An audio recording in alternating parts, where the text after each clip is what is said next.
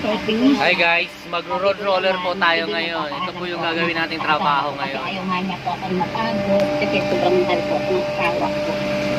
Tapos nung time na yun sabi ng asawa, kinausap ko po yung asawa ko na maglinis po ako dun sa may-ari ko ng bahay. Akala ko po ganinda. Nung pala, nung bumalik na po yung may-ari ng bahay dun sa ibang bansa, nag-message po siya na sabi niya sa akin na may gusto ko sa akin.